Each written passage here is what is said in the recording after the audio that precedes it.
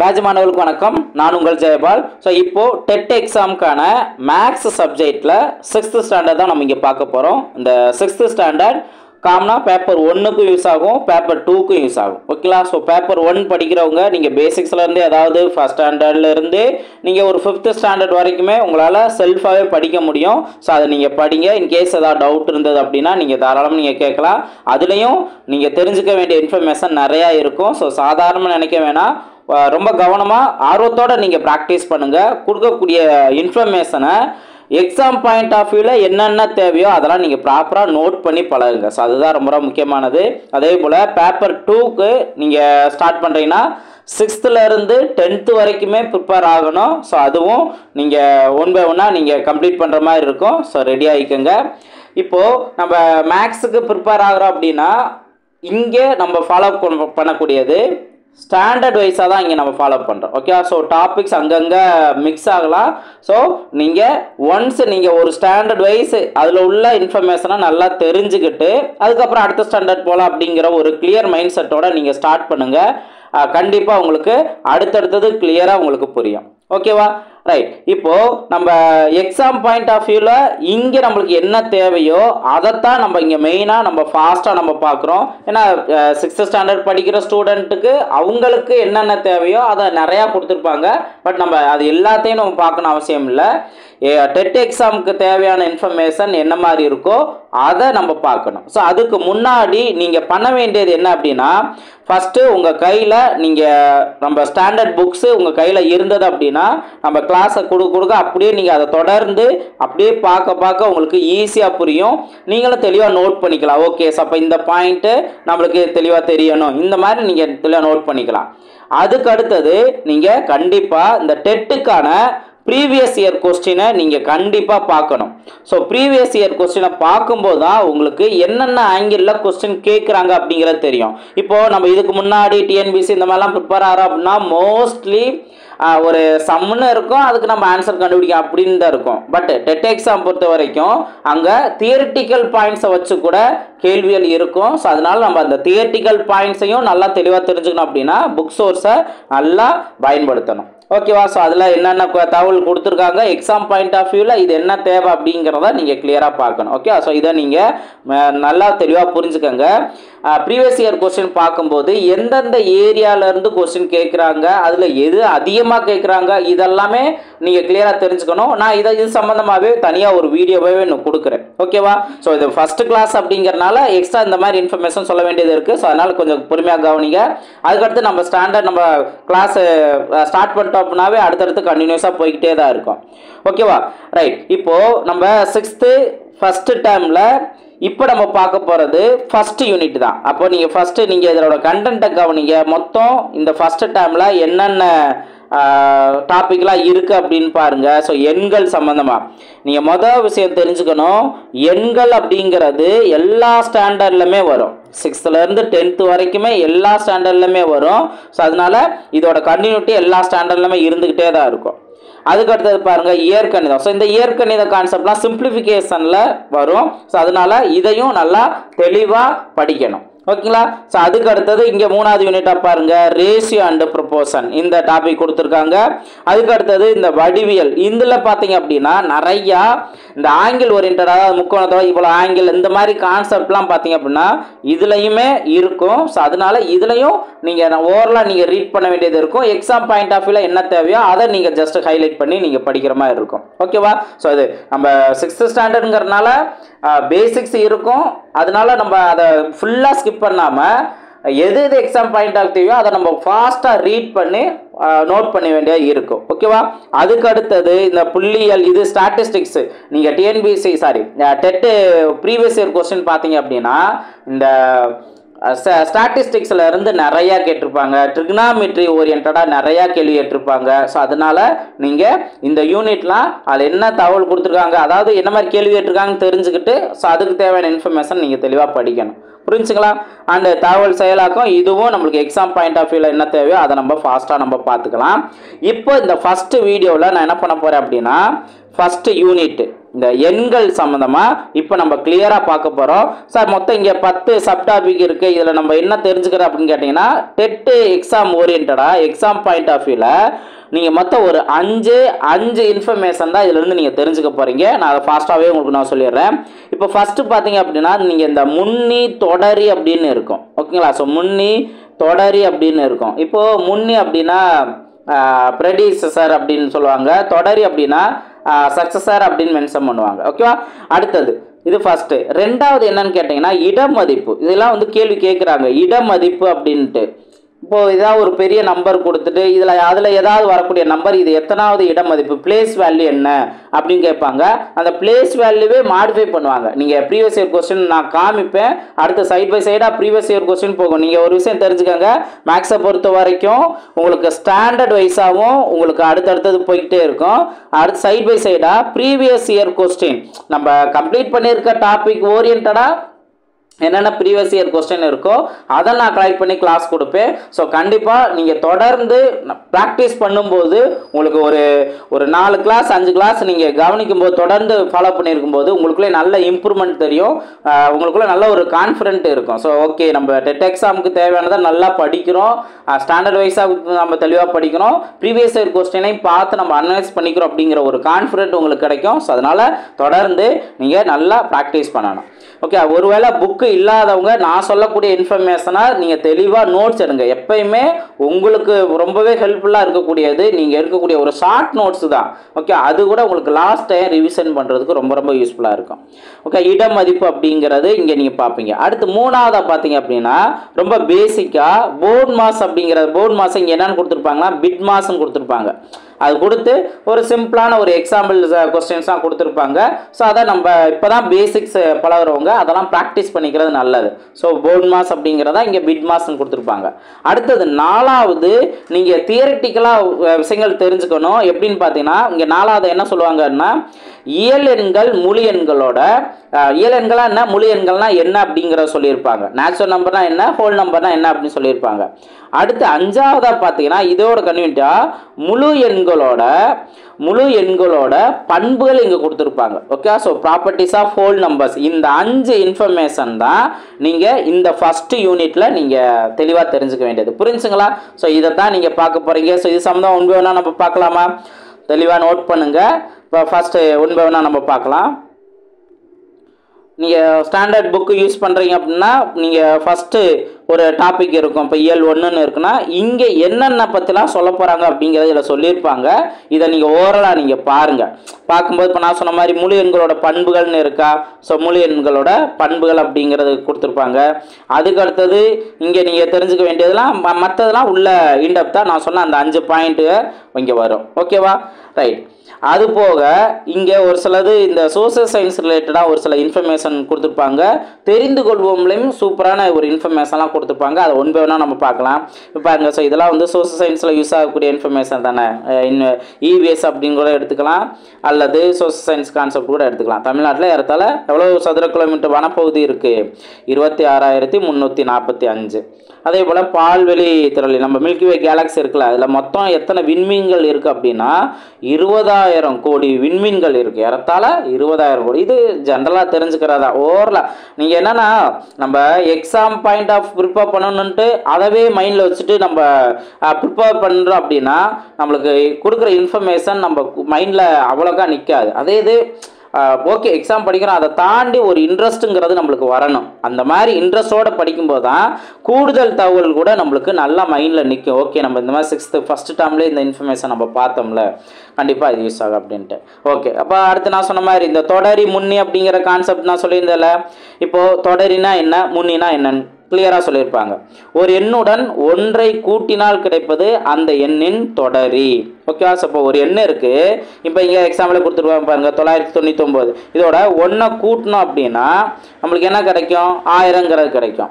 அப்போது இந்த 999ஓட தொடர் என்னன்னு கேட்டால் 1000. அதை ஒன்றை கூட்டிட்டு வர்ற வேல்யூ தான். கரெக்டாக இதை நோட் பண்ணிடணும். அதே போல் ஒரு எண்ணிலிருந்து ஒன்றை கழித்தால் கிடைப்பது அந்த எண்ணின் முன்னி, அந்த எண்ணோட முன்னாடி இருக்க வேல்யூ. ஓகேவா? ஸோ அப்போது இங்கே 10,000னு இருக்குது. ஒரு எண்ணை நம்ம மைனஸ் பண்ணிட்டோம் அப்படின்னா என்ன வரும்? 9,999ன்னு வரும். இதுதான் இந்த 10,000தோட முன்னி. ஓகேவா? ஸோ அப்போ இதில் சிம்பிளான ஒரு விஷயம் தான். ஆனால் இதை நீங்கள் இப்போ ஓவரலாக பார்த்துட்டீங்க அப்படின்னா தான் கன்ஃபியூஷன் இருக்காது. திடீர்னு எக்ஸாம் ஹாலில் போய் நீங்கள் பார்த்தீங்க அப்படின்னா உங்களுக்கு இந்த வார்த்தையே புதுசாக இருக்க மாதிரி இருக்கும். தொடரி முன்னே இது என்ன கான்செப்ட் அப்படின்னு யோசிக்கிற அளவுக்கு இருக்கும். ஓகேவா? இப்போது சார் இது என்ன விஷயம், இதில் போயிட்டு நம்ம தெரிஞ்சுக்க வேண்டியது என்ன இருக்குது அப்படின்னு கேட்டிங்கன்னா இதையுமே ட்விஸ்ட் பண்ணுற மாதிரி கேட்பாங்க. இப்போ எக்ஸாம்பிள் பார்த்தீங்கன்னா இங்கே பாருங்கள், சிறிய 5 இலக்க எண்ணின் முன்னி என்ன, இந்த மாதிரி கேட்பாங்க. அப்போது நம்ம என்ன பண்ணணும்? ஃபஸ்ட்டு சிறிய 5 இலக்க எண்ணை என்னங்கிறத நம்ம கண்டிப்பாக நம்ம தெரிஞ்சு வச்சுருக்கணும். அப்போ என்ன வரும்? நீங்கள் சிறிய 5 இலக்க எண் அப்படின்னா நீங்கள் இந்த நம்பரை போட்டுறக்கூடாது. ஓகே, இவங்க கேள்வி கேட்டதுக்கு இந்த நம்பரை போட்டுறக்கூடாது, இதோட முன்னின் தான் கேட்குறாங்க. அப்போ இதிலிருந்து நம்ம ஒன்று மைனஸ் பண்ணி வர்ற வேல்யூவை தான் நம்ம போடணும். புரிஞ்சுக்கலாம்? ஸோ இதுதான் அவங்க கேட்ட கேள்விக்கான ஆன்சர். நம்ம அவசரத்தை என்ன பண்ணுவோம்? சிறிய 5 இலக்க என்ன, ஸோ அப்போ 10,000ங்கிறதா அதற்கான ஆன்சர் அப்படின்னு நம்ம நினச்சிக்குவோம். ஸோ இந்த மாதிரி தான் ஒரு சில அந்த சின்ன சின்ன ட்விஸ்ட்டுங்கிறது இருக்கும். அதை நல்லா தெளிவாக புரிஞ்சுக்கணும். ஓகேங்களா? ஸோ அது கிளியராக புரிஞ்சா ரைட். ஸோ அப்போ தொடர்னா என்ன, முன்னினா என்ன, இதில் நம்ம தெரிஞ்சுக்குவோம். மற்றபடி இப்போ இங்கே நீங்கள் கவனிங்க, நம்ம மேக்ஸிமம் இந்த மாதிரி கான்செப்ட்லாம் எங்கே யூஸ் ஆகிருக்கும் அப்படின்னா நம்ம எல்சிஎம் அண்ட் ஹெச்எஃப்ல மிகப்பெரிய 5 இலக்க எண், மிகச்சிறிய 4 இலக்க எண், இந்த மாதிரி கான்செப்ட்லாம் வரும். இதை நீங்கள் ஓவரலாக தெரிஞ்சுக்கோங்க. இப்போ மிகப்பெரிய ஓர் இலக்க எண் என்ன 9, மிகப்பெரிய ஈரிலக்க எண்ணா 99, மிகப்பெரிய மூவிலக்க எண்ணா 999. அப்போ மிகப்பெரிய 4 இலக்க எண்ணா என்ன, 4 9 போடணும். அதே போல தான் மிகச்சிறிய ஈரிலக்க எண் 10, மிகச்சிறிய மூவிலக்க எண் 100. அப்போ மிகச்சிறிய 4 இலக்க எண் என்ன, 1000ங்கிறது தான். ஓகே, அதே போல் மிகச்சிறிய 5 இலக்க எண் 10,000. அதே இது இங்கே கொடுத்துருப்பாங்க பாருங்க, மிகப்பெரிய 5 இலக்க எண், 5 இலக்க எண் அப்படின்னா 5 9, அவ்வளோதான். ஸோ இதுதான் நீங்கள் கிளியராக புரிஞ்சுக்க வேண்டியது. அதே போல் தான் மிகப்பெரிய 6 இலக்க எண் என்ன, மிகப்பெரிய 7 இலக்க எண் என்ன, இந்த மாதிரி கேட்டாங்கன்னா கரெக்டாக நீங்கள் அந்த கன்ஃபியூஷன் எல்லாம் நோட் பண்ணிடலாம். அதே போல் இதையும் நீங்கள் ஜஸ்ட் ப்ராக்டிஸ் பண்ணி பார்த்துக்கலாம். ஓகே, ரொம்பவுமே இது பேசிக்கானது தான். நீங்கள் அந்த நேரத்தில் நீங்கள் கன்ஃபியூஸ் ஆகிற அளவுக்கு கிளியராக புரிஞ்சுக்கலாம். அதுக்கு அடுத்தது பாருங்கள், இப்போ இங்கே நீங்கள் இந்த பாக்ஸை கவனிச்சிங்க அப்படின்னா இப்போ 1 10 100 1000 10 இந்த மாதிரி போயிட்டுருக்கு. எல்லாத்தையும் காமனாக 10ஆலே மல்டிபிள் பண்ணிக்கிட்டே இருப்போம். காமனாக 10ஆலே மல்டிபிள் பண்ணால் அது என்ன மாறுது, 10 100 1000 10,000 லட்சம், இதுவும் வந்து இந்த மாதிரி கிடைக்குதா? அப்போது இந்த மாதிரி 10ஐ அடிப்படையாக கொண்ட இந்த எண் முறையினம் யாரால் கண்டுபிடிக்கப்பட்டதுன்னா முதல்ல இந்தியரால் கண்டுபிடிக்கப்பட்டது. ஓகேவா? ஸோ இது ஒரு தியரிட்டிக்கலான இன்ஃபர்மேஷன் தான். 10ஐ அடிப்படையாக கொண்ட எண் முறையினம் முதல்ல யார் கண்டுபிடிச்சாங்க அப்படின்னு மாதிரி கேள்வி கேட்டாங்கன்னா நம்ம இந்தியவங்க மென்ஷன் பண்ணலாம். ஏன்னா இது சொல்ல முடியாது எந்த ஆங்கிளில் கொஸ்டின் கேட்குறாங்க அப்படிங்கிறதே நம்ம கிளியராக நம்ம புரிஞ்சுக்கணும். அதில் நம்ம இன்ட்ரெஸ்டாக இருக்க பாயிண்ட்டை நோட் பண்ணணும். ஸோ அதுதான் இங்கே ரொம்ப ரொம்ப முக்கியமானது. ஓகேவா? ஸோ அதுக்கடுத்து பார்ப்போம். அதுக்கு அடுத்தது பாருங்கள், ஸோ எது தேவையோ அதை நான் இங்கே பாக்ஸ் பண்ணி காமிச்சிருப்பேன், ஆர் உங்களுக்கு ஹைலைட் பண்ணி கூட காமிச்சிருப்பேன். அடுத்து நான் செகண்டாக சொன்னது இட மதிப்பு பற்றி, பிளேஸ் வேல்யூ பற்றி சொல்லியிருக்கேன்ல. அப்போது இட மதிப்புங்கிறது இங்கே 2 மெத்தட் இருக்குது. ஒன்று இந்திய எண்முறை, ரெண்டாவது பன்னாட்டு எண்முறை. ஸோ இந்த 2 கான்செப்ட் தான். இதை நீங்கள் கண்டிப்பாக தெரிஞ்சுக்கோங்க. இதுலேயும் கொஞ்சம் ட்விஸ்ட் பண்ணுற மாதிரி கேள்விலாம் இருக்கும். பின்னாடி நீங்கள் பார்ப்பீங்க என்ன மாதிரி இதை பேஸ் பண்ணி என்ன மாதிரி கேள்வி இருக்குன்ட்டு. இப்போ இந்திய எண்முறை அப்படின்னா ரொம்ப சிம்பிளானதான். இப்போ நீங்கள் வலது புறத்துலேருந்து நீங்கள் இந்த சைடு வரணும், ரைட் சைட்லேருந்து. அப்போது 1 அதாவது 1 10 100, அதுக்கப்புறம் பார்த்தீங்கன்னா 1000 10,000, அதுக்கடுத்து லட்சம் 10 லட்சம், கோடி 10 கோடி, இந்த மாதிரி தான் நம்ம அப்படியே வலதுபுறத்துலேருந்து சொல்லிட்டே வருவோம். இது இந்திய எண்முறை. அப்போ அதில் பாருங்கள், இம்முறையில் முதல் 3 இடங்களில் வந்து நம்ம என்ன சொல்லுவோம் அப்படின்னா ஒன்றுகள் பிரிவு. முதல் 3 இடங்கள் வந்து ஒன்றுகள் பிரிவு சொல்லுவோம். அடுத்தடுத்தது 2 பிரிவாக பிரிப்போம். அப்போ அடுத்த 2 இடங்களில் வந்து ஆயிரங்கள் பிரிவு, அடுத்த 2 இடங்கள் லட்சங்கள் பிரிவு, அடுத்த 2 இடங்கள் கோடிகள் பிரிவு. ஸோ இந்த மாதிரி தான். அப்போ 3 இடத்து தான் இது வந்து உங்களுக்கு நம்மளுக்கு என்ன அப்படின்னா கமா யூஸ் பண்ணும்போது கிளியராக நம்மளுக்கு தெரியும். மொதல் 3 நம்பருக்கு நம்ம அடுத்து தான் கமா நோட் பண்ணுவோம். அதுக்கு அடுத்தது 2 நம்பராக நம்ம கமா நோட் பண்ணுவோம். அப்போ முதல் 3 இடம் ஒன்றுகள் பிரிவு, அடுத்த 2 இடம் ஆயிரங்கள் பிரிவு, அடுத்த 2 இடம் லட்சங்கள் பிரிவு, அடுத்த 2 இடங்கள் கோடிகள் பிரிவு. இந்த மாதிரி தான். அப்போ இந்திய எண் முறைப்படி நம்ம என்ன வார்த்தையில் யூஸ் பண்ணுவோம்? லட்சம், கோடி, இந்த மாதிரி தான் நம்ம யூஸ் பண்ணுவோம். அதே இது இப்போ நீங்கள் பன்னாட்டு இப்போ ஏதாவது ஒரு நம்பரும் கொடுத்தாங்கன்னா நம்ம அது எப்படி வேல்யூ வருதோ அதை பொறுத்து அது லட்சமா கோடியா அப்படிங்கிறத நோட் பண்ணி நம்ம அதுக்கான அந்த எண்ணோட பேரை மென்ஷன் பண்ணிடுவோம். ஓகே, அதே இது இப்போ இங்கே பாருங்கள், அடுத்த மெத்தட்னு பார்த்தீங்கன்னா இந்த பன்னாட்டு எண்முறை. பன்னாட்டு எண்முறையில் என்ன பண்ணுவாங்க? முதல் 3 இப்போ நீங்கள் வலது பக்கத்துன்னு பார்க்கும்போது முதல் 3 இடம் காமனாக ஒன்றுகள் நம்ம இந்திய எண்முறைப்படி என்ன இருந்ததோ அதான் சொல்லியிருப்பாங்க. ஆனால் அடுத்தது பாருங்கள், அடுத்ததும் 3 தான் பிரிச்சிருப்பாங்க. ஆக்சுவலாக வந்து இவங்க இந்த லட்சம் கோடிலாம் யூஸ் பண்ண மாட்டாங்க. என்ன அப்படின்னா இப்போ 1, 10, 100, அடுத்து 1000, அடுத்து 10,000, அடுத்து 100,000 அப்படிங்கிற கான்செப்ட்டு, அதுக்கப்புறம் மில்லியன், 10 மில்லியன், 100 மில்லியன் அப்படிங்கிற கான்செப்ட்டு, அதுக்கடுத்து பில்லியன், 10 பில்லியன், 100 பில்லியன். ஸோ இந்த மாதிரி யூஸ் பண்ணுவாங்க. அப்போ 1, 10, அதாவது ஒன்றுகள், ஆயிரங்கள், மில்லியன்கள், பில்லியன்கள், இந்த மாதிரி. ஸோ அப்போது பன்னாட்டு முறைப்படி இந்த மில்லியன் பில்லியன் தான் வருமா அப்படின்னா அதுக்கு அடுத்து ஏதாவது இருக்கா அப்படின்னா அதுக்கு அடுத்து இருக்குது. பின்னாடி நான் நோட் பண்ணுறேன். பின்னாடி அதவே தெளிவாக கொடுத்துருப்பாங்க. ஸோ அதை நான் உங்களுக்கு நோட் பண்ணுறேன். ஓகேவா? அப்போ இதில் பன்னாட்டு முறையில் எப்படி பிரிச்சிருக்காங்க? முதல் 3 இடங்கள் ஒன்றுகள் பிரிவையும், அடுத்த 3 இடங்கள் ஆயிரங்கள் பிரிவையும், அதுக்கு அடுத்த 3 இடங்கள் மில்லியன் பிரிவையும், அடுத்த 3 இடங்கள் பில்லியன் பிரிவு. இந்த மாதிரி இப்போது நீங்கள் இதை ரெண்டை கம்பேர் பண்ணி பார்க்குறதா இங்கே முக்கியமான விஷயம். இது என்னங்க சார், இது ஈஸியானதானே, இதெல்லாம் கேள்வி வைக்க போகிறாங்க அப்படிங்கிற அளவுக்கு நீங்கள் யோசிக்க வேணாம். இதுக்கு அடுத்து எப்படிலாம் இதை கம்பேர் பண்ணி தான் கேள்வி இருக்கும். இப்போ பாருங்கள், ஃபஸ்ட்டு நீங்கள் கம்பேர் பண்ணி தெரிஞ்சுக்கோங்க. அதுக்கு அடுத்தது தான் உங்களால் கொஸ்டின் எப்படிலாம் கேள்வி வைப்பாங்க, இதை வச்சு எப்படி கேள்வி வைப்பாங்கிறத கிளியராக புரிஞ்சுக்க முடியும். பாருங்கள், இந்திய எண்முறையும் பன்னாட்டு எண்முறையும் பிரிச்சிருக்காங்க. ஸோ அதில் பார்த்தீங்கன்னா ஒன்றுகள் அப்படிங்கிற கான்செப்டில் ரெண்டுமே வந்து காமன் தான். ஓகே, 1, 10, 100 அப்படின்னு தான் யூஸ் பண்ணுவாங்க. அதே இது ஆயிரங்கள் அப்படிங்கிற கான்செப்டில் பாருங்கள், 1000, 10,000 வரைக்கும் தான், இது வரைக்கும் தான் வந்து சேமாக இருக்கும். அதே இது நீங்கள் கவனிச்சிங்கன்னா 100, 1000ங்கிறத என்ன சொல்லலாம், நம்ம லட்சம்ங்கிறத சொல்லுவோம். ஓகே, அப்போ 1 லட்சங்கிறது எத்தனை ஆயிரத்துக்கு சமம்? 100 ஆயிரத்துக்கு சமம். இந்த மாதிரி நீங்கள் கம்பேர் பண்ணி தெரிஞ்சுக்கணும். அதே இது இப்போ இங்கே பன்னாட்டு முறையில் மில்லியன் சொல்கிறாங்க. அப்போ மில்லியனுங்கிறது எதுக்கு சமம்? இந்திய முறைப்படி 10 லட்சத்துக்கு சமம். இதே அடுத்தது பாருங்கள், 10 மில்லியன்கிறது 1 கோடிக்கு சமம். ஓகே, 10 மில்லியன்கிறது 1 கோடிக்கு சமம். 100 மில்லியன் அப்படிங்கிறது 10 கோடிக்கு சமம். ஸோ இந்த கம்பாரிசன் நீங்கள் கிளியராக புரிஞ்சுட்டீங்க அப்படின்னா பின்னாடி எப்படி கேள்வி வைப்பாங்கிறத நான் உங்களுக்கு காமிக்கிறேன். அதே போல் 100 கோடிங்கிறத பில்லியன் சொல்லுவோம். அதே இது 1000 கோடிக்கு வந்து இன்னொரு பன்னாட்டு முறைப்படி எப்படி சொல்லுவோம்? 10 பில்லியன் அப்படிங்கிற மென்ஷன் பண்ணோம். ஓகே, ஸோ இந்த கம்பாரிசன் கிளியராக தெரிஞ்சுக்கோங்க. ஸோ இதுலேருந்து எப்படிலாம் கேள்வி இருக்கும் அப்படின்னு பார்த்தீங்கன்னா இப்போ ரொம்ப சிம்பிளானது. இப்போ ஆக்சுவலாக வந்து உங்களுக்கு நான் இதை காமிச்சிடறேன் இந்த இடமதிப்புங்கிற வரேன். இப்போ பாருங்க, இந்த 1 லட்சத்தில் எத்தனை ஆயிரங்கள்ங்கிறது இருக்குது அப்படின்னு கேள்வி வைக்கிறாங்க. இப்போது நம்மளுக்கு 1 லட்சம் அப்படிங்கிறது கரெக்டாக வேல்யூ நோட் பண்ணிடுவோம். 1 லட்சம் டிவைடட் பை 1000ங்கிறது தான். அப்போ 1 லட்சம் டிவைடட் பை 1000ங்கிறத இங்கே நோட் பண்ண அப்படின்னா எத்தனை ஜீரோ கேன்சல் பண்ணும்? அத்தனை ஜீரோ கேன்சல் பண்ணால் 100 மட்டும் தான் இருக்கும். அப்போ 1 லட்சத்தில் எத்தனை ஆயிரம் இருக்குது? 100 ஆயிரம் இருக்குது. அதே இது இந்த மாதிரி கேள்வி கேட்டாங்கன்னா 1 மில்லியனில் எத்தனை ஆயிரம் இருக்குன்னு கேட்டாங்கன்னா ஃபஸ்ட்டு மில்லியனே நம்மளுக்கு வேல்யூ தெரியணும்ல. மில்லியனுங்கிறது எத்தனை லட்சத்துக்கு சமம் அப்படிங்கிறத பார்த்துருக்கோம். நம்ம 10 லட்சத்துக்கு சமம் அப்படிங்கிறத நம்ம பார்த்துருக்கோம். அப்போது நம்ம என்ன பண்ணணும்? கரெக்டாக அந்த 10 லட்சங்கிறத நம்ம நோட் பண்ணால் மட்டும்தான் நம்மளால் என்ன பண்ண முடியும்? கிளியராக அதை 1000ஆல் நம்ம டிவைட் பண்ண முடியும். புரியுதுங்களா? ஸோ அப்போது இது ரொம்ப பேசிக்கானதான், இருந்தாலும் இதுலையும் நம்ம ட்விஸ்ட் பண்ணுற மாதிரி. இப்போ மில்லியன் பில்லியன் சொல்லுவாங்க. இன்னுமே ஒரு சில பேருக்கு என்ன அப்படின்னா இந்த மில்லியன்னா என்ன, இந்திய முறைப்படி என்ன, பில்லியனா இந்திய முறைப்படி என்ன அப்படிங்கிற ஒரு கன்ஃபியூஷன் இருக்கத்தான் செய்யும். ஸோ இப்போ நீங்கள் பார்த்தீங்க அப்படின்னா கிளியராக புரிஞ்சிடும். ஓகேவா? ஸோ கண்டிப்பாக நான் சொல்லக்கூடிய இன்ஃபர்மேஷன் எக்ஸாம் பாயிண்ட் ஆஃப் வியூவில் நம்ம அதை அசால்ட்டாக நினச்சிருப்போம். ஆனால் திடீர்னுட்டு அதை அங்கே எக்ஸாமில் கேட்டிருப்பாங்க. அப்போ அந்த நேரத்தில் நம்ம கிளியராக இந்த இடத்துல தெரிஞ்சிருந்தால் மட்டும்தான் ஈஸியாக ஆன்சர் கண்டுபிடிக்க முடியும். ஓகேவா? ஸோ இந்த மாதிரி தான் கேள்வி வைப்பாங்க. இப்போ அதே இது இப்போ இங்கே பாருங்கள், இந்த இதெல்லாம் கவனிங்களே.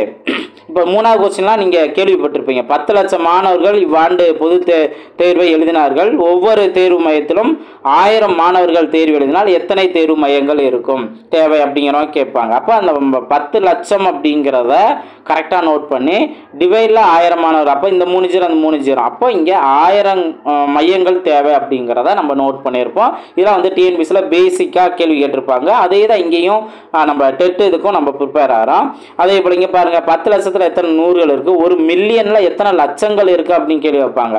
அப்போ 1 மில்லியன்கிறது எத்தனை லட்சம், 10 லட்சம் சமம் தானே. இந்த பேசிக்கான பாயிண்ட் உங்களுக்கு கண்டிப்பாக தெரிஞ்சிருக்கணும். இதெல்லாம் ரொம்ப ரொம்ப பேசிக்கானதான். ஸோ இதை நீங்கள் தெரிஞ்சுக்காங்க. அடுத்து நான் அந்த இடமதிப்புன்னு நான் சொன்னேன்ல, பாருங்கள் இடமதிப்பு நான் ஸ்கிப் பண்ணிட்டு தான் வந்தேன். இப்போ இடமதிப்புங்கிறத கவனிங்க. ஒரு வேல்யூ கொடுத்துட்டு அதில் ஏதாவது ஒரு நம்பரோட இடமதிப்பு என்னன்னு கேட்பாங்க. அப்போ நம்ம என்ன பண்ணணும், இந்த நம்பர் இருந்ததுன்னா நம்ம வலது சைட்லேருந்து என்ன பண்ணணும், இது 1 10 100 1000 10000 லட்சம் 10 லட்சம் இந்த கான்செப்டில் நம்ம கரெக்டாக நோட் பண்ணணும். அதுபடி இப்போ 6 அப்படிங்கிறது அப்போ 1 தானே சொன்னோம். அப்போ 6 × 1 அதோட வேல்யூ ஓகேவா 6ங்கிறதா. அதே இது 5ஓட இடமதிப்பு என்னன்னா, 5ங்கிறது இங்கே வலதுபுறத்தில் வந்து 2வது இடத்துல இருக்குது. அப்போ அது வந்து 10க்குரிய தானே, 10ஓட இடமதிப்பு தானே. அப்போ 5 × 10 50. இதுதான் வந்து அதோட வேல்யூலாம் நம்ம நோட் பண்ணணும். அதே போல் இப்போ இங்கே 9ன்னு லாஸ்ட்டில் இருக்குது அப்படின்னா 9ங்கிறது எதோட இடமதிப்பு, 10 லட்சத்தோட இடமதிப்பு. அப்போ 9 போட்டு நம்ம 10 லட்சம் போட்டோம் அப்படின்னா நம்ம 90 லட்சங்கிறது கிடைக்கும். புரிஞ்சுங்களா. அப்போ இடமதிப்பு வேல்யூவை கரெக்டாக அந்த வலதுபுறத்துலேருந்து 1 10 100 1000 10000 லட்சம் 10 லட்சம் கோடி 10 கோடி அப்படிங்கிற ஆர்டர் கரெக்டாக நோட் பண்ணோம் அப்படின்னா அது எத்தனாவது இடமதிப்பில் இருக்கோ அந்த வேல்யூவால் நம்ம மல்டிபிள் பண்ணணும். மல்டிபிள் பண்ணால் நம்மளுக்கு தேவையான அந்த இடமதிப்புங்கிறது கிடைச்சிடும். இப்போ பாருங்கள், இது மாதிரி தான் கேள்விகள் இருக்கும். இப்போ அடிக்கோடிட்ட இலக்கத்தின் இடமதிப்பை காண்க அந்த மாதிரி கேள்வி ஏற்றுவாங்க. அப்போ என்ன பண்ணுவீங்க, அந்த நம்பரில் எந்த நம்பர் அடிக்கோடி விட்டுருக்காங்களோ அப்போ அதை நம்ம கண்டுபிடிக்கணும். இப்போ இங்கே 8ன்னு இருக்குது அப்படின்னா ஆக்சுவலாக வந்து இது எத்தனாவது இடத்துல இருக்குது, இடமதிப்பில் இருக்குது 1 10 100 1000 10000 லட்சம். அப்போது 8 × 1 லட்சங்கிறத நம்ம மல்டிபிள் பண்ணுவோம். 8 லட்சங்கிறது தான் இதற்கான ஆன்சர் அப்படிங்கிறத நம்ம நோட் பண்ணுவோம். புரிஞ்சுங்களா. இதுதான் வந்து இடமதிப்பு. இந்த மாதிரி தான் நம்ம ப்ராக்டிஸ் பண்ணிக்கணும். ஓகே, மற்றதெல்லாம் உங்களுக்கு ஈஸியாகவே உங்களால் புரிஞ்சுக்க முடியும். அதே போல் மற்றதெல்லாம் உங்களுக்கு இந்த மாதிரி ஒரு நம்பரில் கொடுத்து அதை வந்து விரிவாக எழுதுங்க, எண் பெயரில் எழுதுங்க அப்படின்னு கேட்பாங்க. அல்லது இந்த மாதிரி இதை கொடுத்து இந்த பெயரை கொடுத்து அதை எண்ணூறுக்களை எழுதுக அப்படின்னு கேள்வி வைப்பாங்க. அது ரொம்ப பேசிக்கானதான். ஸோ இதை நீங்கள் ப்ராக்டிஸ் பண்ணிக்கலாம். ஓகேவா. ஸோ இதெல்லாம் புரிஞ்சா. நெக்ஸ்ட்டு கவனிங்க. இப்போ பயிற்சி கணக்குனா இப்போ நம்ம பார்த்துருக்க அதே மெத்தடில் தான் இதுவும் இருக்கும். ஸோ நீங்கள் ப்ராக்டிஸ் பண்ணலாம். உங்களுக்கு டவுட் இருந்தால் நீங்கள் கேட்கலாம். ஓகே, இதெல்லாம் சிம்பிளானதாக இப்போ நம்ம பார்த்தா அதே இதில் தான். இப்போ பாருங்கள், இப்போ எக்ஸாம்பிள் பார்த்தீங்கன்னா இந்த ஒரு நம்பரில் 5ன் இடமதிப்பு என்னன்னு கேட்குறாங்க. அப்போ நம்ம என்ன பண்ணுவோம், 1 10 100 1000. அப்போ 1000வது இடமதிப்பு தானே. அப்போ 5000ங்கிறது தான் இதற்கான ஆன்சர் அப்படிங்கிறத நம்ம நோட் பண்ணிடலாம். புரியுதா. அதே போல் இப்போ பாருங்கள், இதெல்லாம் வந்து விரிவாக்கம் கேட்குறாங்க. இந்த மாதிரி தான் அதிகமாக கேட்பாங்க. நம்ம இது வரைக்கும் நம்ம பார்த்துருக்கோம். ஓகே, அதே போல் இப்போ இங்கே பாருங்கள், மிகச்சிறிய 6 இலக்க எண்களில் எத்தனை 10000கள் இருக்குது அப்படின்னு கேட்குறாங்க. அப்போ மிகச்சிறிய 6 இலக்க எண் என்ன அப்படிங்கிறது தெரியணும். ஸோ மிகச்சிறிய 6 இலக்க எண்ணா 5 0 போட்டுட்டு 1ன்னு போடுங்க. இதுதான் மிகச்சிறிய 6 இலக்க எண். இப்போ இதில் எத்தனை 10000கள் இருக்குது அப்படின்னு கேட்டிங்கன்னா 10 10000 இருக்குது. ஓகே, இந்த மாதிரி தான் நம்ம கிளியராக புரிஞ்சுக்கணும். இது ரொம்ப பேசிக்கானதாக நீங்கள் ப்ராக்டிஸ் பண்ணலாம். டவுட் இருந்தால் நீங்கள் கேட்டுக்கலாம். நெக்ஸ்ட் நாம் பார்ப்போம். இப்போ பாருங்கள், அந்த புறவய வினாக்களில் இதில் தான் 10 மில்லியனோட தொடரி என்ன அப்படின்னு கேட்பாங்க. அப்போ 10 மில்லியன்லேருந்து 1 நம்ம எக்ஸ்ட்ரா நோட் பண்ணணும். ஃபஸ்ட்டு 10 மில்லியன் அப்படிங்கிறதே என்ன அப்படிங்கிற வேல்யூ கரெக்டாக நோட் பண்ணணுமா. ஸோ 10 மில்லியன் அப்படிங்கிறது நம்மளுக்கு கோடியில் நம்ம நோட் பண்ணுவோம். அப்போது 0 1 10 100 1000 10000 லட்சம் 10 லட்சம் கோடி. இதுதான் வந்து 10 மில்லியன் அப்படின்னு மென்ஷன் பண்ணுவோம்.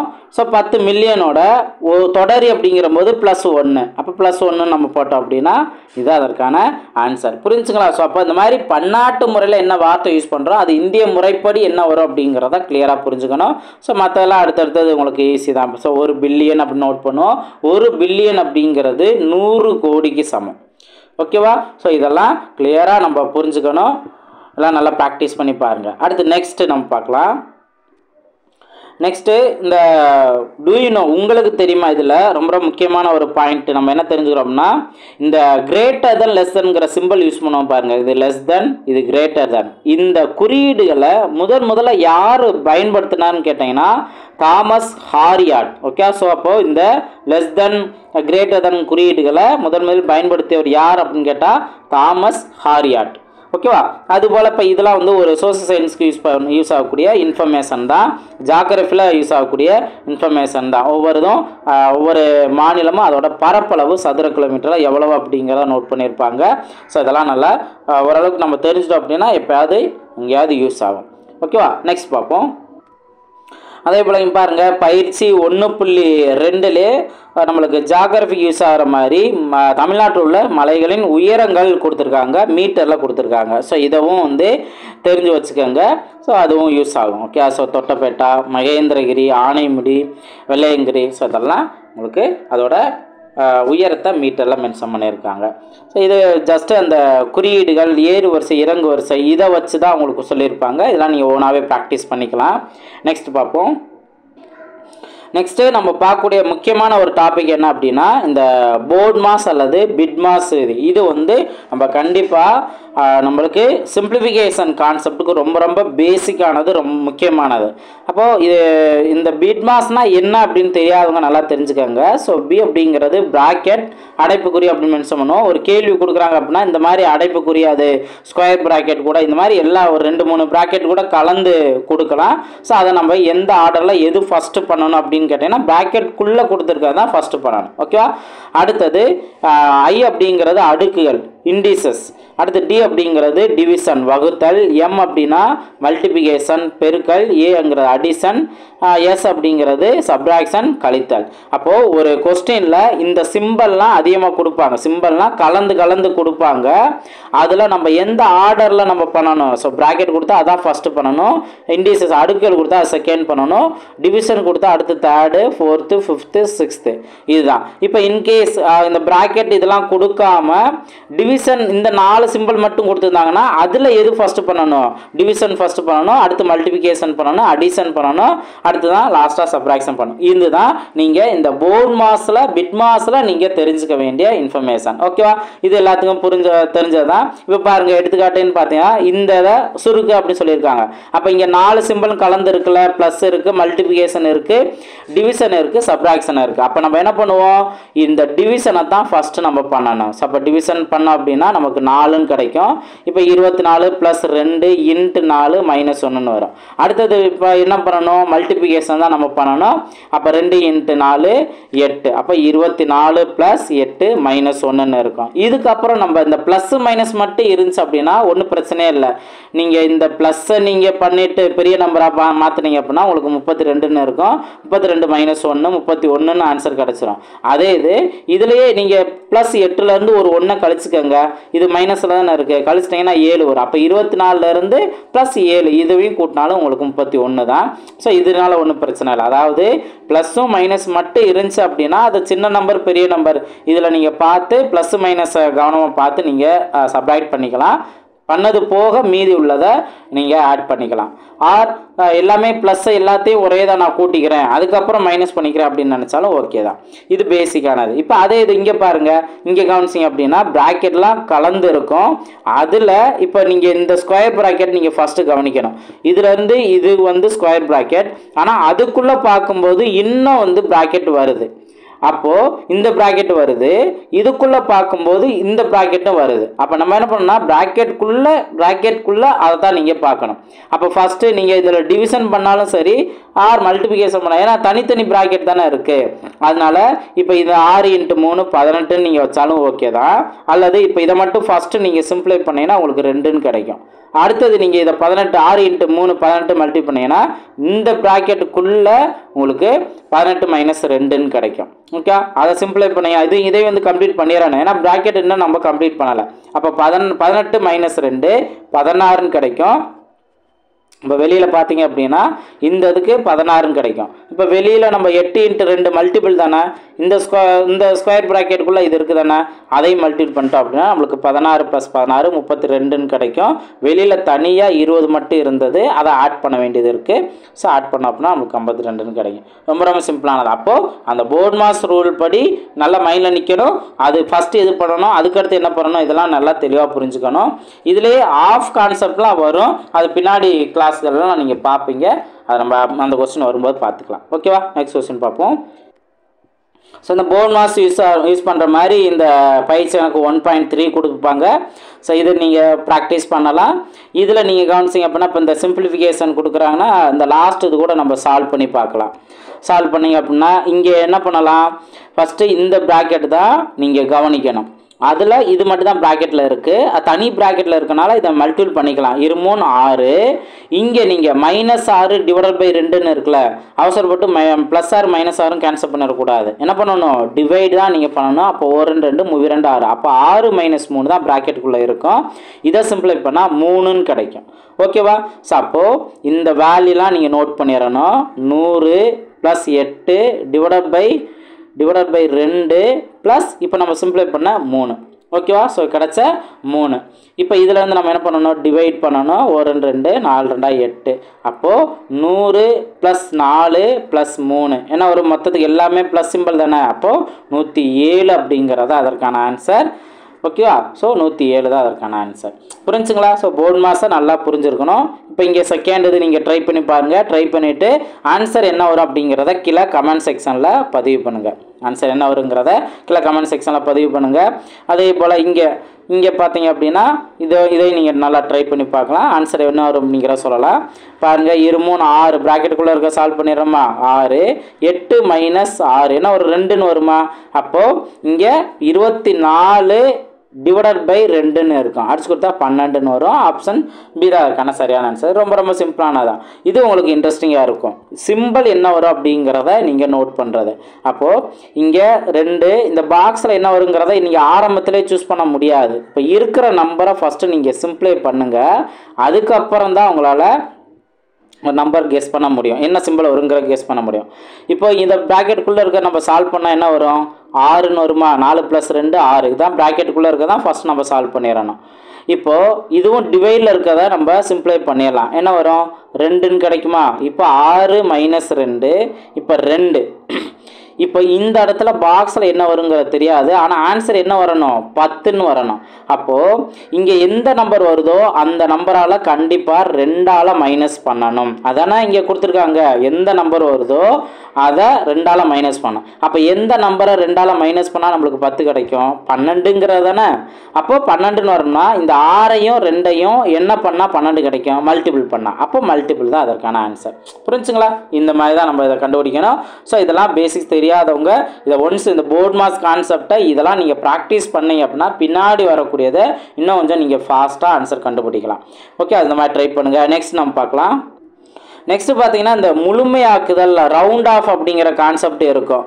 அது ரொம்ப சிம்பிளானது. அப்போ ஒரு நம்பர் இருக்குது அப்படின்னா அதுக்கு நியரஸ்ட்டாக வேல்யூ ஒன்று கம்மி பண்ணால் ஒரு ரவுண்ட் ஆஃப் என்ன வரும். இப்போ இங்கே 8436ன்னு இருக்குன்னா 36 எக்ஸ்ட்ரா இருக்க மாதிரி நம்மளுக்கு தெரியும். அப்போ 8400ங்கிறத ஒரு ரவுண்ட் ஆஃப் பண்ண நம்பராக நம்ம எடுத்துக்கலாம்.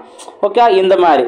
அதே இது இப்போ இங்கே பாருங்கள், ஒன்று இங்கே வந்து வேல்யூ எக்ஸ்ட்ரா இருந்ததுனால ஒரு 100 1000 இந்த மாதிரி 100 1000 10,000 இந்த மாதிரி நம்பருக்கு நியரஸ்ட்டாக வர்றதில் அதை விட தாண்டி போணுச்சு அப்படின்னா இப்போ 400 அந்த 100ங்கிறத தாண்டி போனனால நம்ம மைனஸ் பண்ணுறோம். அதே இது இப்போ இங்கே பாருங்கள், இந்த வேல்யூவில் பார்த்தீங்க அப்படின்னா 78,794. அப்போ பார்த்தீங்க அப்படின்னா உங்களுக்கு ஓரளவுக்கு நியரஸ்ட்டாக இருக்குது.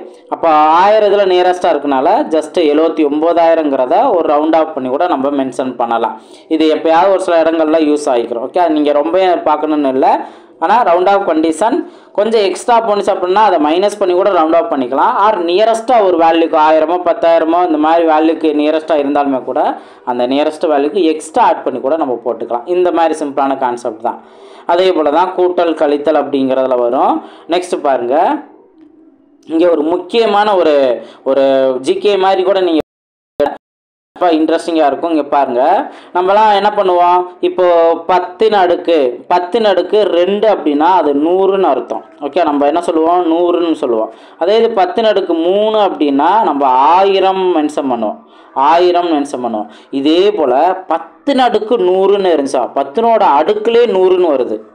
அந்த மாதிரி வந்தால் அதுக்கு பேர் என்ன பேருனா கூகுள். ஓகே, கூகுள் என்று அழைக்கப்படுது. இது ஜிகே மாதிரி கூட நம்ம எடுத்துக்கலாம். 10 100ங்கிறதுக்கு என்ன பேருன்னு கேட்டால் கூகுள்னு சொல்லலாம்.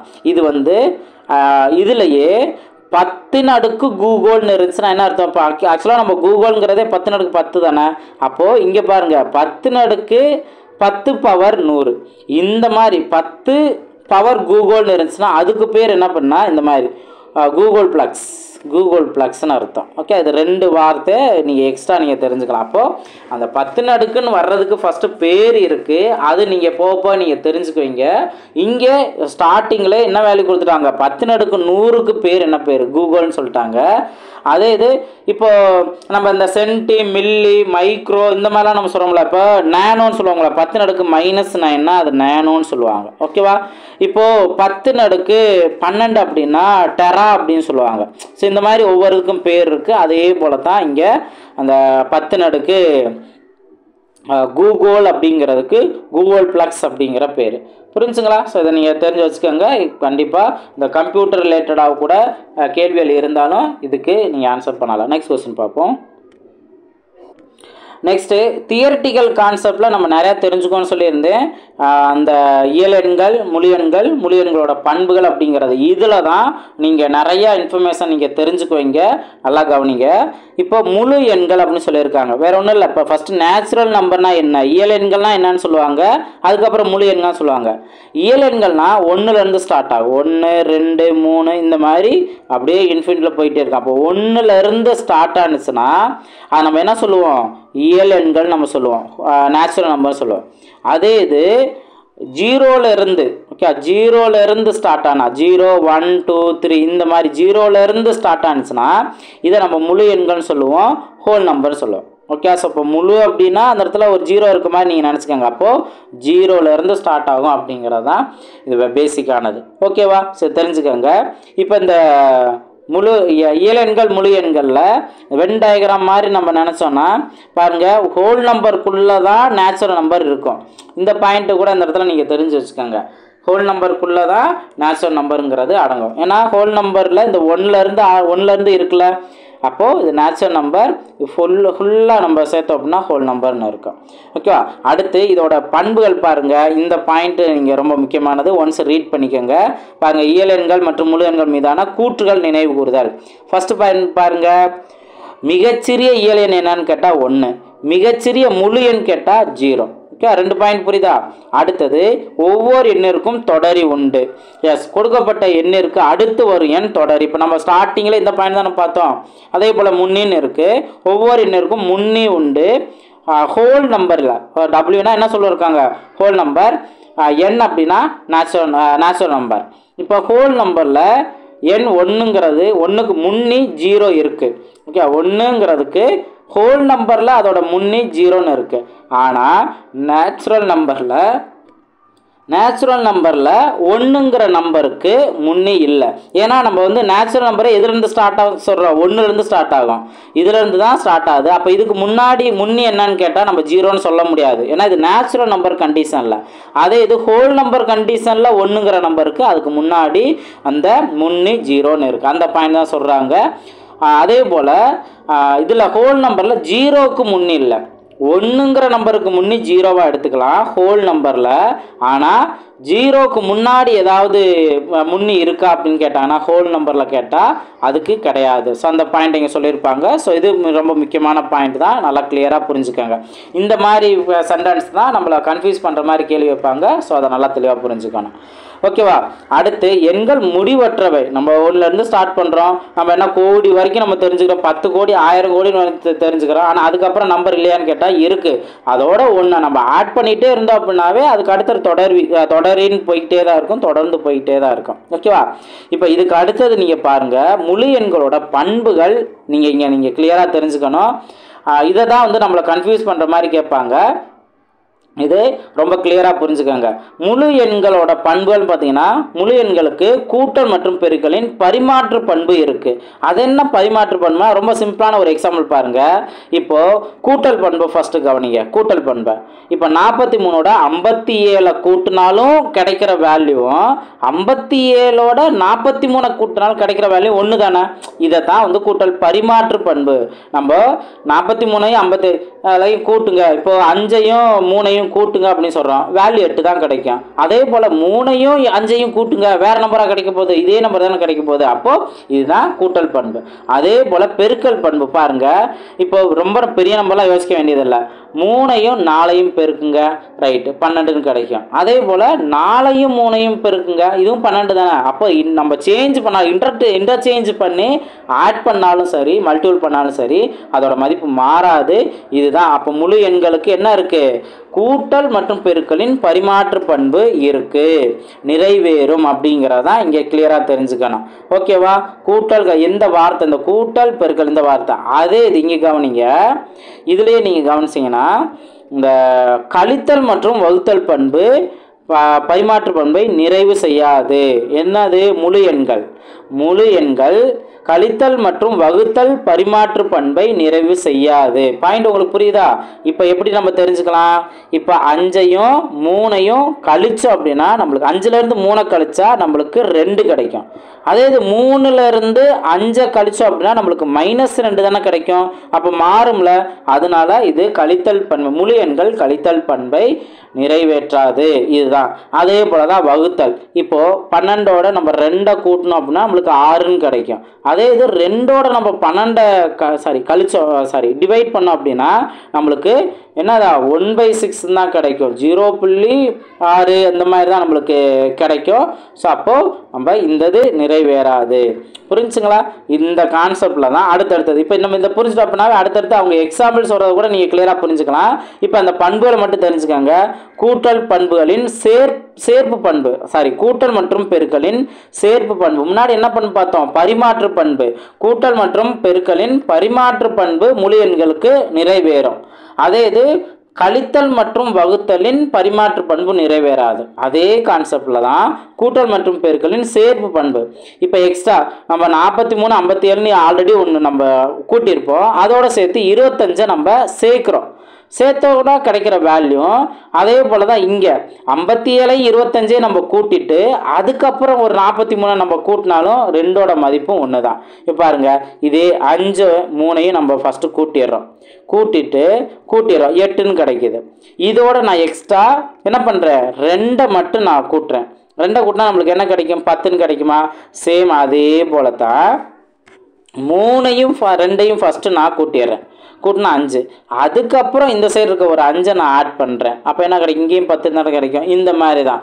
ஓகேவா? அப்போ பாருங்கள், கூட்டல் மற்றும் பெருக்கலின் சேர்ப்பு பண்பு நிறைவேறும். ஆனால் முழு எண்களில் கழித்தல் மற்றும் வகுத்தல் சேர்ப்பு பண்பு நிறைவேறாது. ஸோ இந்த கான்செப்டையும் நீங்கள் எக்ஸாம்பிள் நீங்களாக ட்ரை பண்ணி பார்த்து கூட இது ஒர்க் ஆகுதா இல்லையான்னு கூட தெரிஞ்சுக்கலாம். அப்போ இந்த மாதிரி நான் ஹைலைட் பண்ணியிருக்க பாயிண்ட் தான் பண்புகள், அதை நீங்கள் தெரிஞ்சுக்கலாம். ஓகேவா?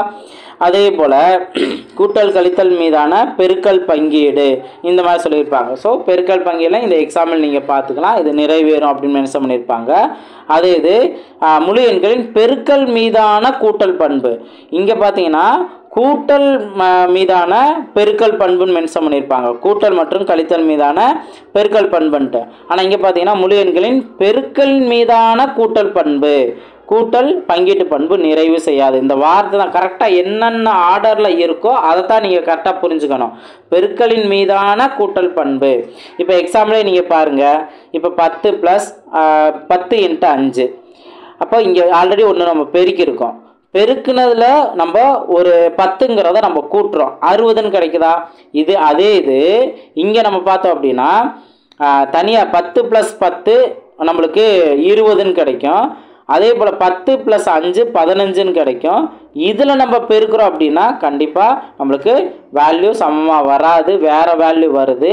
அதனால தான் பெருக்கலின் மீதான கூட்டல் பங்கீட்டு பண்பு நிறைவு செய்யாது. இன்னும் நீங்கள் வார்த்தையை கவனிச்சிங்க அப்படின்னா பெருக்கலின் மீதான கூட்டல் பங்கீட்டு பண்பு. இப்போ இங்கே ஒரு வேல்யூ பெருக்கியிருக்கோம், இந்த 10 வந்து இதுக்கும் பங்கீடு செஞ்சுருக்காங்க, அதுதான் இந்த வேல்யூ. அந்த பங்கீடு செஞ்சு வரும்போது வேல்யூ மாறுது, அதுதான் இங்கே நிறைவு செய்யாதுன்னு சொல்லியிருப்பாங்க. ஓகே, அந்த வார்த்தையில் நீங்கள் வெறும் வார்த்தையை மட்டும் பார்க்காம அந்த கொடுத்துருக்க எக்ஸாம்பிள்லேருந்து கம்பேர் பண்ணி பாருங்கள், உங்களுக்கு ஈஸியாக புரியும். இந்த பண்புகள்லாம் அழகாக உங்களுக்கு புரிய ஆரம்பிச்சிடும். ஓகேவா? அதே போல் கூட்டல் மற்றும் பெருக்கல் சமணி அப்படிங்கிறது இந்த ஒரு பேசிக்கான ஒரு பாயிண்ட் தான். எந்த ஒரு எண்ணுடனும் 0த்தை கூட்டும்போது நமக்கு அதே எண் கிடைக்கும். அப்போ ஒரு எண்ணோட அதே எண்ணு கிடைக்குதுன்னா எப்போ கிடைக்கும்? அதோட 0த்தை கூட்டும்போது தான் கிடைக்கும். அதே போன்று ஒரு எண்ணையும் ஒன்றால் பெருக்கும்போது தான் நமக்கு அதே எண் கிடைக்கும். கூட்டினா எதோட கூட்டணும்? 0வோட கூட்டினா தான் அதே எண் கிடைக்கும். பெருக்குனா எதோட பெருக்கணும்? 1ஓட பெருக்கணும், அப்போ தான் அது அதே எண் கிடைக்கும். அதனால 0ங்கிறது கூட்டல் சமணி. ஓகே, 0ங்கிறது கூட்டல் சமணி, 1ங்கிறது பெருக்கல் சமணி. அவ்வளோதான், ரொம்ப சிம்பிளானதான். ஓகேவா? நெக்ஸ்ட் நம்ம பார்ப்போம். இப்போ இந்த பாயிண்ட் நல்லா கவனிங்க, ஏன்னா ஃபைனலாக உங்களுக்கு இன்னும் எக்ஸ்ட்ரா ஒரு சில கூற்றுலாம் சொல்லியிருப்பாங்க. இதில் நீங்கள் கன்ஃபியூஸ் ஆகிடக்கூடாது, நல்லா தெளிவாக கவனிங்க. எக்ஸாம்பிள் உங்களுக்கு சொல்கிறேன். 2 இயல் எண்களை கூட்டும்போது நமக்கு ஓர் இயல் எண் கிடைக்கும். 2 இயல் எண்களை கூட்டினா என்ன கிடைக்கும்? ஒரு இயல் எண் கிடைக்கும். அதே போன்று 2 இயல் எண்களை பெருக்கும் போது இயல் எண் கிடைக்கும். அப்போ 2 இயல் எண்ணை கூட்டினாலும் இயல் எண் தான் கிடைக்கும், 2 இயல் எண்ணை பெருக்கினாலும் இயல் எண் தான் கிடைக்கும். இந்த பாயிண்ட்டு ஓகேவா?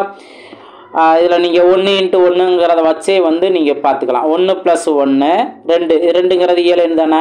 ஓகே, அடுத்தது 1 × 1 அது 1 தானே. ஸோ 1ங்கிறது இயல் எண் தான். அடுத்தது கவனிங்க, 2 முழு எண்களை கூட்டும்போது ஒரு முழு எண் கிடைக்கும், 2 முழு எண்களை பெருக்கும் போது முழு எண் கிடைக்கும். அதே இதுதான். இப்போ இதுக்கு எப்படிங்க சார் எக்ஸாம்பிள்னு பார்த்தீங்கன்னா வேறு ஒன்றும் இல்லை, 0 எடுத்துக்கோங்க. முழு எண்கள் 0ல் தானே ஸ்டார்ட் ஆகுது. இப்போ 1 + 0 இதை நம்ம கூட்டுறோம், அது 1ன்னு கிடைக்கும். இப்போ இதை முழு எண்ணாவே வச்சுக்கலாம். ஏன் அப்படின்னு பார்த்தீங்கன்னா இல்லை, இதவே 0 + 0 கூட்டினா 0 தானே கிடைக்கும். 0ங்கிறது ஒரு முழு எண் தானே. அதே இது 0 × 0னா 0, எனிதிங் வேல்யூ 1 × 0 வேல்யூ 0 தான். அப்போ 0ன்னு வருது அப்படின்னா 2 வேல்யூ முழு எண்களில் 2 முழு எண்களை பெருக்கும்போது நமக்கு 0வே கிடைக்குது. அப்போ இதை முழு எண்ணாக நம்ம எடுத்துக்கலாம். அதுதான் இந்த பாயிண்டாக கொடுத்துருப்பாங்க. ஓகேவா? ஸோ இது புரிஞ்சா? நெக்ஸ்ட் பாருங்க, லாஸ்ட் பாயிண்ட் நல்லா கவனிங்க. 3வது பாயிண்ட்டு, ஒரு முழு எண்ணோடு ஒரு இயல் எண்ணை கூட்டும்போது நமக்கு ஒரு இயல் எண் கிடைக்கும். முழு எண்ணையும் இயல் எண்ணையும் கூட்டணும் அப்படின்னா நம்மளுக்கு என்ன தான் கிடைக்கும்? இயல் எண் தான் கிடைக்கும்.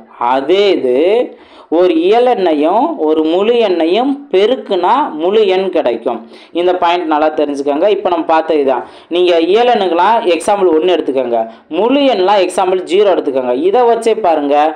இப்போ ஒரு முழு எண் 0, ஒரு இயல் எண் 1, இதை நம்ம கூட்டினா நம்மளுக்கு 1ன்னு தான் கிடைக்கும். 1ங்கிறது நம்ம இயல் எண் தானே, இயல் எண்ணோட ஸ்டார்டிங் தானே, அதனால் இயல் எண் வச்சுக்கலாம். அதே இது பெருக்கும்போது பாருங்கள், இயல் எண் 1 முழு எண் 0, இதை மல்டிபிள் பண்ணால் 0 தானே. அப்போ 0ங்கிறது ஒரு முழு எண் தானே. இந்த மாதிரி கான்செப்டில் நீங்கள் புரிஞ்சுட்டிங்கன்னா ஈஸியாக நீங்கள் இது தெரிஞ்சுக்குவீங்க. ஓகேவா?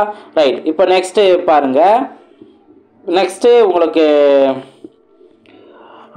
இப்போ நான் வந்து பன்னாட்டு எண் முறையில் சார் 1, 10, 1000 அதுக்கப்புறம் மில்லியன் பில்லியன் சொன்னீங்களா சார், அதுக்கப்புறம் எதுவும் இருக்கா அப்படின்னு கேட்டிங்கன்னா இதுதான் அது. பாருங்கள், 1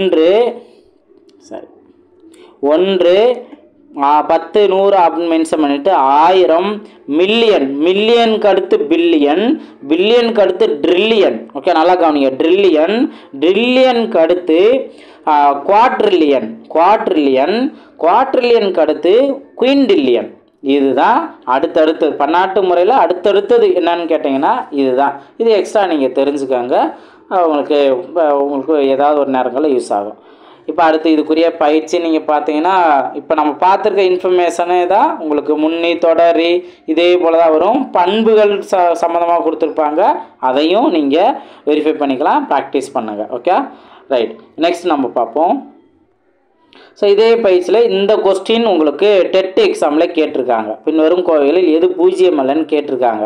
அப்போ ஜீரோட எதை மல்டி பண்ணாலும் 0 தான், 0 + 0வும் 0 தான், இங்கே 0 - 0வும் 0 தான், இங்கே மட்டும்தான் 0வோட 2 நம்ம ஆட் பண்ணால் 2ன்னு கிடைக்கும். இதுதான் பூஜ்ஜியம் வரலையில, அப்போ ஆப்ஷன் சி தான். இந்த மாதிரி தான் நீங்கள் தெரிஞ்சுக்கோங்க. ஓகே, நெக்ஸ்ட் நம்ம பார்ப்போம். ஸோ அதெல்லாம் கம்ப்ளீட்டாக நம்ம முடிச்சிட்டோம். நீங்கள் ஃபைனலாக என்ன பண்ணுறீங்க அப்படின்னா, இந்த நினைவில் கொள்கை இதெல்லாம் நீங்கள் ஒன்ஸ் ரீட் பண்ணுங்கள். கண்டிப்பாக நம்ம பண்புகள் பார்த்த இன்ஃபர்மேஷன் இங்கே கொடுத்துருப்பாங்க, நீங்கள் இதை ஒன்ஸ் ரீட் பண்ணிக்கோங்க. ஓகே, ஸோ ஃபஸ்ட்டு கிளாஸுங்கிறனால நான் எக்ஸ்ட்ரா ஒரு சில பேசிக் இன்ஃபர்மேஷன் நான் சொல்லிவிட்டு அதுக்கப்புறம் கிளாஸ் கன்டினியூ பண்ணால் உங்களுக்கு ரொம்ப டைம் எடுத்துருக்க மாதிரி இருக்கலாம். ஸோ கண்டிப்பாக நான் சொல்லியிருக்க இன்ஃபர்மேஷன் டெட்டுக்கு எக்ஸாம் பாயிண்ட் ஆஃப் வியூவில் என்னென்ன தேவையோ எல்லாத்தையும் நான் கிளியராக சொல்லிட்டேன்.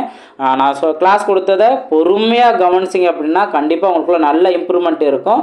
ஓகே, நம்ம டெட் எக்ஸாமுக்கு தேவையான இன்ஃபர்மேஷன் நல்லா தெளிவாக பார்க்குறோம் அப்படிங்கிற ஒரு கான்ஃபிடென்ட் கிடைக்கும். ஸோ நல்லா ப்ராக்டிஸ் பண்ணுங்கள். உங்களுக்கு அடுத்தடுத்த வீடியோவில் மீட் பண்ணலாம். தேங்க்யூ.